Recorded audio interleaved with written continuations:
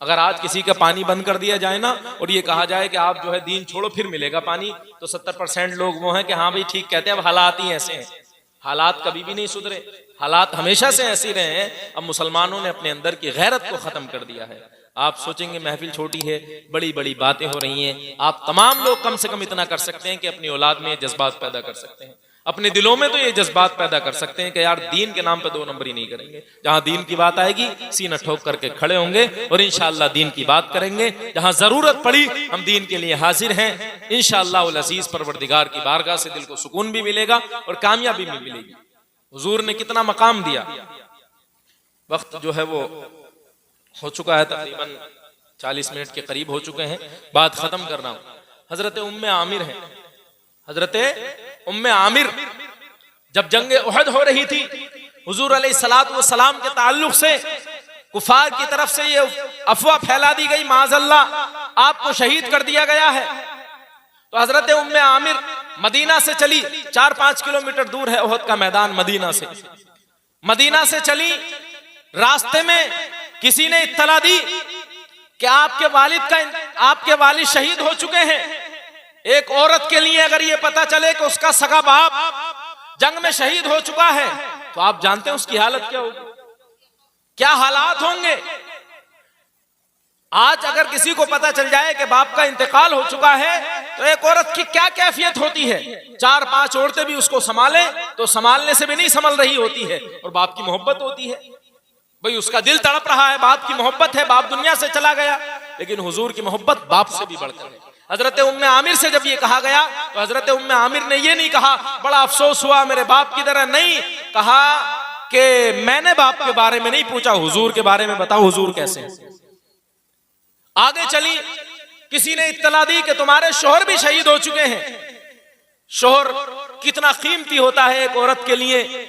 अगर उसे इत्तला मिले कि शोहर शहीद हो चुका है, क्या उसके दिल पे कैफियत होगी। लेकिन अगर औरत को पता हो कि ये शोहर जो मकाम और मर्तबा देता है ये हुजूर की वजह से देता है, और क़यामत के मैदान में हुजूर अलैहिस्सलातु वस्सलाम की शफाअत और हुजूर की फरमाबरदारी, हुजूर अलैहिस्सलाम की दी हुई शरीयत पर अमल मुझे बचाएगा जहन्नम से और मेरे काम आएगा।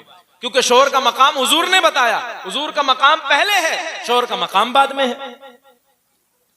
तो हुजूर अलैहिस्सलातु वस्सलाम के बारे में जब कहा कि तुम्हारे शोहर शहीद हो चुके हैं, तो ये नहीं कहा कि अरे मेरा शोहर किधर चला गया, नहीं, बल्कि कहा मैंने शोहर के बारे में नहीं हुजूर के बारे में पूछा है। जब मैदान के करीब पहुंच चुकी तो किसी ने इत्तला दी तुम्हारे भाई भी शहीद हो चुके हैं, तब भी आपने यही जवाब दिया भाई के बारे में नहीं, मुझे हुजूर के बारे में बताओ। जब मैदान में बिल्कुल पहुंच चुकी किसी ने कहा कि तुम्हारा जवान बेटा भी शहीद हो चुका है। एक औरत के लिए बाप, भाई और शोहर और जवान बेटा ये रिश्ते वो होते हैं, इनसे ज्यादा कीमती कोई रिश्ता नहीं होता है। हजरत उम्मे आमिर के चारों रिश्ते ये शहीद हो चुके हैं, लेकिन चारों रिश्तों के जवाब में आपने यही कहा मुझे हुजूर अलैहिस्सलाम के बारे में बताओ। जब मैदान में पहुंची, हुजूर को देखा तो हुजूर के करीब पहुंची तो हुजूर अलैहिस्सलातु वस्सलाम ने ताज़ियत करना चाहिए।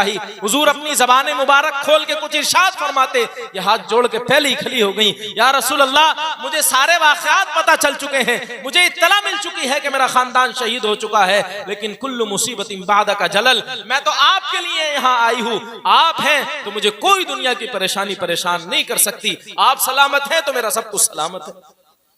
ये मोहब्बत थी इस्लाम की शहजादियों की, ये मोहब्बत थी। लेकिन आज की मोहब्बत क्या है, आज तो ईमान बेचा जा रहा है। यही नहीं देखा जा रहा कि जो है वो मुसलमान है गैर मुस्लिम है, नहीं, मोहब्बत हो गई। मोहब्बत हुजूर अलैहिस्सलातु वस्सलाम की शरीयत के दायरे में होती है तभी काबिल कबूल है, वरना वो भांडपन और जहन्नम का ईंधन है, ये याद रखें।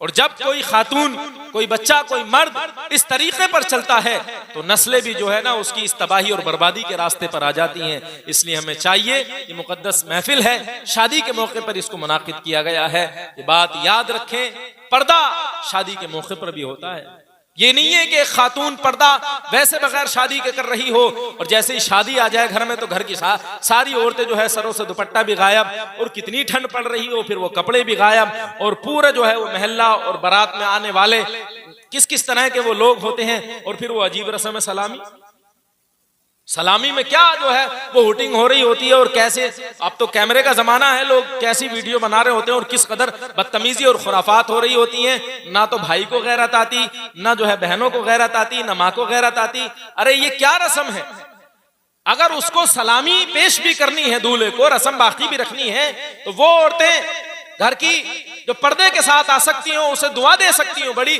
आए और उसे दुआ दे, जो उसे नजराना पेश करना वो पेश करें। लेकिन नहीं, सबसे पहले साली आएंगी, पूरी हुटिंग होगी वहां पर, पूरी बदतमीजी होगी, उसके बाद जो है वो देखा जाएगा आगे। और कहीं कहीं इतनी खुराफात हो जाती है, झगड़ा हो जाता है, ये रस्म कहां से ली भाई हमने, इस्लाम में तो कहीं जिक्र नहीं है इस रस्म का, लेकिन हमने इस रस्म को अपनाया। और शादी के मौके पर, पहले जब शादियां होती थी तो लोग किसी आलिम, किसी बुजुर्ग, किसी पीर को लाते थे तो अपने घर में ले जाते थे, और जिस कमरे से उस बेटी को रुखसत होना होता था, निकाह होना होता था, वहां ले जाकर के दुआ कराया करते थे कि हजरत बेटी के लिए दुआ कर दीजिए, जिंदगी सुकून से गुजरे, इस घर से वो रुखसत होगी। तो लोग कुरान पढ़ते थे, दुआ करते थे कि अच्छे से रुखसती होगी। इसलिए पहले जमाने में, अब से 20-30 साल पहले तलाक़ें नहीं होती थी, अब तो 10 दिन में तलाक हो जाती है, 8 दिन में तलाक हो जाती है, क्योंकि शर्म ही नहीं है, पहले दिन शर्म खत्म हो चुकी है, लिहाज और अदब खत्म हो चुका होता है। ये बात याद रखे, आप सब लोग जिम्मेदार हैं। आप पूरी दुनिया को नहीं सुधार सकते, गांव को नहीं सुधार सकते, अपना घर तो सुधार सकते हैं, बेटी को तो समझा सकते हैं। बेटी जब आपकी हर बात मानती है तो ये भी मानेगी, बीवी आपकी बात मानती है ये भी मानेगी, बेटा आपकी बात मानता तो ये भी मानेगा। समझाना, कोशिश करना, ये हमारी जिम्मेदारी है। देखिए, जब बेहयाई आती है तो ईमान की गैरत खत्म हो जाती है। अल हयाउ शुअबतुम मिनल ईमान, हया ईमान का एक हिस्सा है।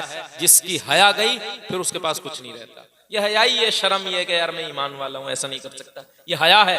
हया गई तो कहानी खत्म गई।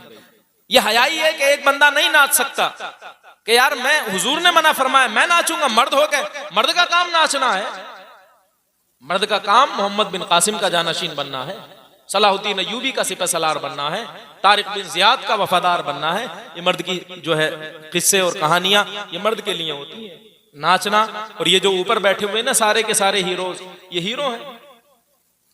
आप सोचें कि जब दौलत पे दूसरों का कब्जा, हुकूमत पे दूसरों का कब्जा, तो नाचने गाने पे कैसे मुसलमानों का कब्जा हो सकता है? क्या ये इतने काबिल हैं कि अपनी काबिलियत की बुनियाद पे सबसे ऊपर है? नहीं, इनको रखा गया है ऊपर ताकि कौम ये देखे कि हमारे लोग इतने ऊपर हैं नाचने गाने बजाने वाले, तो कौम उनको देखे और ऐसे ही सीखे। और यही हो रहा, हर तीसरा लड़का जो है वो रील बना रहा और नाच रहा और सोच रहा कि वो बहुत बड़े हैं। इसलिए हमें याद रखें, ये साजिश है हमारे खिलाफ। हम किताबों की दुनिया में आए, जो भी इस्लामी सीरीज आप सीरियल ड्रामे देखते हैं ना, वो ड्रामे ही होते हैं। हकीकत और चीज है, ड्रामा अलग चीज है। इस्लाम किसी ड्रामे पर यकीन नहीं रखता है, तो इन चक्करों में मत उलझें। आप किताब पढ़ें, हिंदी में पढ़ सकते हैं, हिंदी में, उर्दू सीखें, 1-2 महीने में उर्दू आ जाती है, उर्दू की से पढ़ना शुरू करें, कुरान करीम को सीखने की कोशिश करें। किताब हिदायत है, किताब निजात है, किताब निजाम है, मुकम्मल जिंदगी कैसे चलानी है, समाजी, सियासी और मजहबी इंसान बन करके वो कुरान सिखाता है। ज़्यादा न सही तो अपने महल्ले के इमाम साहब से रोजाना एक आयत सुने, उसका तर्जुमा और उसकी तफसीर सुने। घर में खवातीन भी इसका एहतमाम करें। अल्लाह मुझे आपको तमाम को कुरान की मोहब्बत अता फरमाए और कुरान की सीरत पर, कुरान के जो है अहकाम पर अमल करने की तौफीक अता फरमाए।